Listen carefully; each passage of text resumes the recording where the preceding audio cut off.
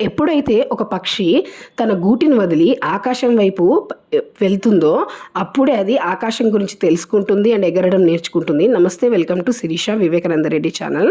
మా నాన్నకి అస్సాం ట్రాన్స్ఫర్ వచ్చినప్పుడు ఏమైంది అని అంటే అక్కడ క్లైమేటిక్ కండిషన్స్ అండ్ అక్కడ ఎడ్యుకేషన్ కొంచెం మనకి ఇక్కడ చదివి అక్కడ కొంచెం ఇబ్బంది పడతామని చెప్పేసి మా నాన్న మమ్మల్ని తీసుకెళ్ళలేదు. అండ్ అది దూరం కాబట్టి మమ్మల్ని అయితే హాస్టల్లో వదిలారు.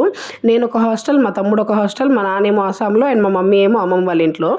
So that was the first time మేము మా మమ్మీని మా డాడీని వదిలేసి ఉండడం. అండ్ హాస్టల్ అంతవరకు మాకు ఎప్పుడు తెలియదు అనమాట. అదే ఫస్ట్ ఎక్స్పీరియన్స్. అండ్ ఈ ఫోన్లు మీకు బాగా గుర్తుంటాయి హాస్టల్లో ఉన్న వాళ్ళకి. లైన్లు నిలబెట్టేవాళ్ళు ఆ ఫోన్ల కోసం. అండ్ అంతసేపు నిలబడి ఆ కాయిన్ వేసి మా పేరెంట్స్కి కాల్ చేసినప్పుడు ఆ ఆనందం వేరే లెవెల్. అండ్ కన్నీళ్ళు వచ్చేసేవి. అండ్ ఏడుస్తే మళ్ళీ వాళ్ళు బాధపడతారని చెప్పేసి మళ్ళీ రూమ్కి వెళ్ళి ఫోన్ మాట్లాడాక రగ్గు కింద ఏడ్చేసి మళ్ళీ తుడిచేసుకొని మళ్ళీ వచ్చేవాళ్ళం.